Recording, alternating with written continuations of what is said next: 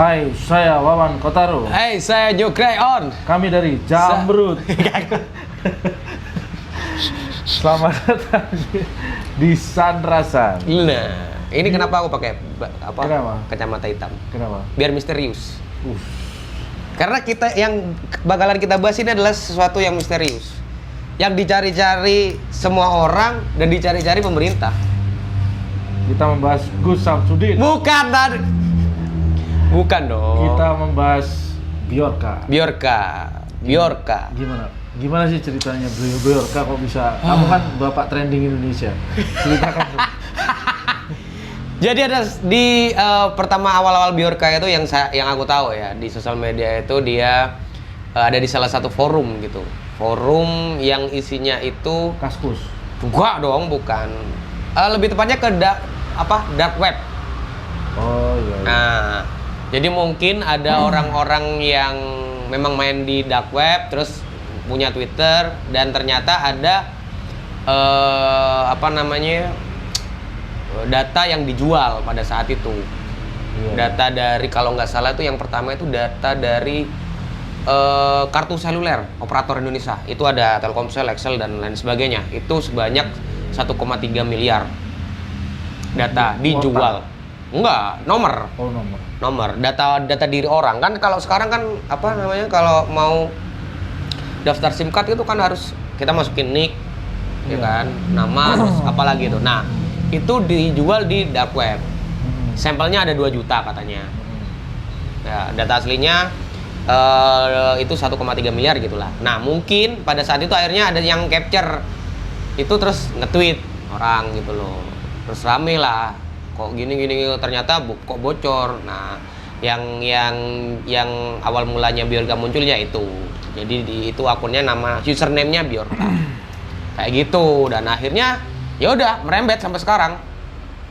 Gitu loh. Yang artinya keamanan data diri kita sebenarnya nggak terjamin, bro. Kita hidup di Indonesia ini, bro. Kita katanya dilindungi, bro. Sama pemerintah. Pemerintah Konoha. Konoha. Ya kayak gitu. Jadi gimana ya? Kamu pernah nggak dapat SMS judi online atau tiba-tiba dapat pernah kan? Apa slot gitu. Nah, kemungkinan orang-orang yang beli data diri kita itu buat kan memang butuh, kalau perusahaan itu kan butuh database orang kan. Iya. Ya kan? Untuk kebutuhan marketing kayak gitu. Atau juga bisa kan, misalkan nih, kalau bisa nggak ya pinjol itu masukin nomor NIK gitu, orang tiba-tiba kita nggak daftar gitu, bisa nggak ya? Bisa di blast, di email blast atau WA blast. Mungkin ya. Promo nih kak, kayak gitu-gitu kan biasanya sering. Ya kayak gitu. Enggak, nih kita kan udah misalkan nih ada orang yang jahat gitu beli data diri kita yang dijual itu sama si Bjorka katanya. Terus orang itu jahat, tiba-tiba kita sebenarnya nggak daftar pinjol gitu loh. Ternyata didaftarin lewat NIK kita atau gimana kayak gitu. Oh, nggak bisa kalau itu. Nggak bisa ya? Itu bakal dihadang sama OJK dong. Oh, nggak tahu. OJK apa aman juga? Sejauh ini aman. Sejauh ini aman. Nah itu akhirnya merembet karena memang gini loh. Kalau aku pribadi sih sebenarnya kemarin kan data diri bocor. Pemerintah Konoha ya. Kalau pemerintah sini kan baik-baik gitu loh ya. Kalau Indonesia ini kan baik-baik. Ini kita bicara di Konoha. Nah, kayak gitu. Itu kan pada saat data diri bocor, pemerintah seakan-akan ini data-datanya nggak valid gitu loh. Ini hackernya masih belajar, ya kan? Ini tenang, data diri nggak bocor, apa kayak gitulah. Nah, kalau aku mikir pemerintah Konoha ini tidak terlalu angkuh gitu loh. Paham kan maksudnya? Kalau udah jebol ya. Lihat belakang. Lewat belakang. Oh ya udah, bentar ya. Udah usah dikat kan? Nggak usah. Oke, thank you. Nih man, biar nggak seret ya. Karena kita bicara pemerintahan Konoha. Tapi kita nggak ngomongin pemerintahan nih. Kita nggak, iya nggak. Kita ngomongin soal Bjorkanya. Siapakah Bjorka sebenarnya? Nah, Biar Anda tidak terlalu jauh gitu. Ngecapaknya terlalu jauh nih kira-kira. Bjorka itu nggak tahu sampai sekarang ini. Makanya saya diem itu berpikir, bukan berpikir mau nimpalin ngomong apa. Anda ngomong Konoha itu sangat sensitif sekali. Kan bukan negara kita, Bu. Hah? Bukan pemerintah kita, Bu. Pemerintah kita itu sangat-sangat. Emang ada negara Konoha? Ada Naruto. Kan film. Loh, ada buktinya. Naruto loh. Iya kan film. Iya emang. Ini Kita kan ngomongin film. Di Tapi Konoha kan itu ada. Bjorka tidak ada di Naruto. Ada. Hah? Ada. Apa buktinya? Oh, udah nge-cheat dia. Enggak, kita ngomongin soal Bjorka nih. Siapa sih Bjorka sebenarnya kalau ini menurut kita sebagai warga sipil nih ya. Ya. Warga sipil yang tanpa beban, Nah, tapi banyak utang. oke. Nah, kira-kira siapa sih? Intinya orang Kalau dilihat dari tweet-tweetnya itu kan katanya bahasanya bahasa translate. Inggris, translate dari Oke. Google Translate. Hmm. Terus ada skenario bahwasanya kok pas banget ya munculnya Bjorka pas katanya pengalihan isu dari kasus yang kemarin itu yang kasus Sambo itu. Habis itu kenaikan BBM ini banyak pas banget. pengalian isu ya di situ ada. Iya. Apakah ini sebuah drama? Mungkin saja ya. Banyak asumsi liar gitu loh. Kayak asumsi itu agak tepat sih menurut saya karena pas banget momennya gitu. Iya, tapi kayak ada skenarionya kan. Ada yang bilang seperti itu ya kan. Ada yang itu tadi Bjorka kan juga nge-tweet gitu loh. Ngomong kalau ini adalah perjuangan saya untuk membela teman saya yang saya punya teman asal Indonesia gitu loh. Yang pada saat itu jadi ini koreksi kalau saya kalau salah aku ya. Jadi di tahun 65 punya teman 65 itu kan kalau orang Indonesia datang ke luar negeri gitu ya.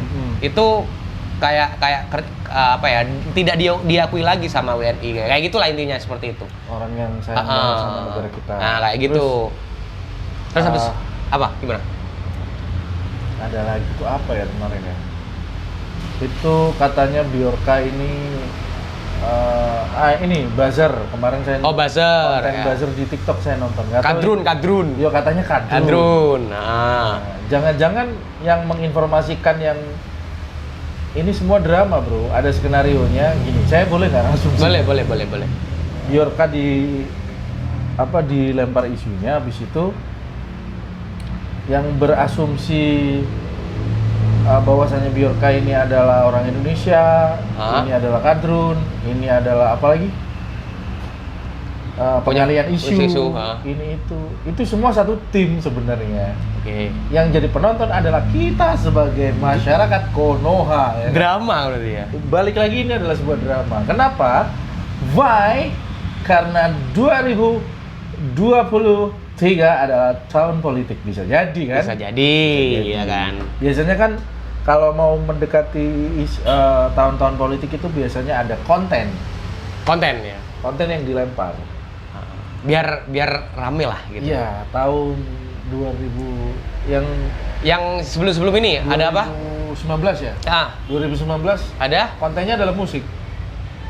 Musik dong.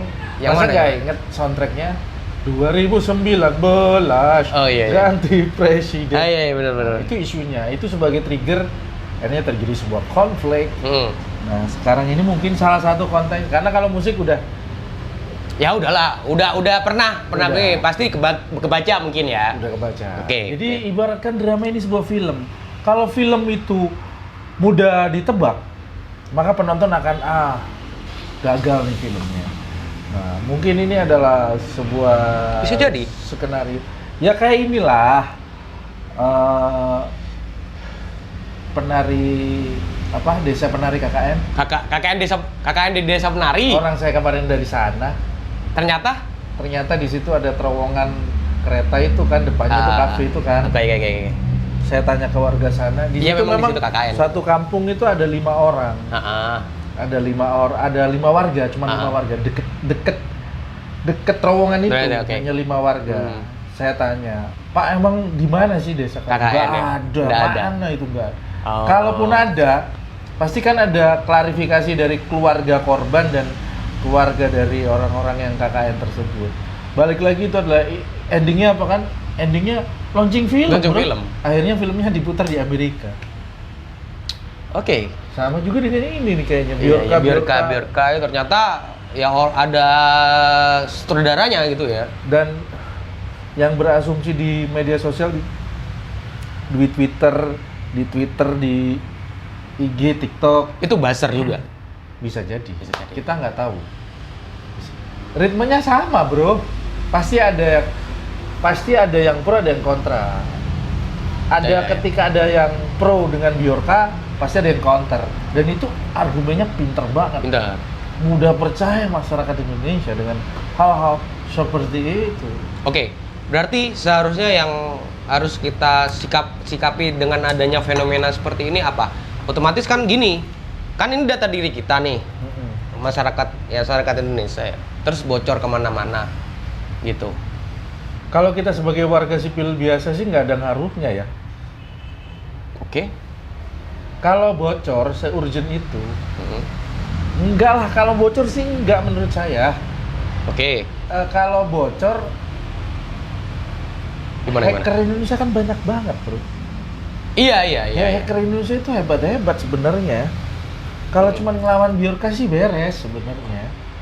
Tapi ada katanya nih, antara sesama hacker itu ada rules-nya lah, ada aturannya gitu lah, pokoknya kayak gitu. Ada kan dulu kan itu siapa sih yang anak SM dari mana sih? Dari Jawa, Jawa Timur nggak salah.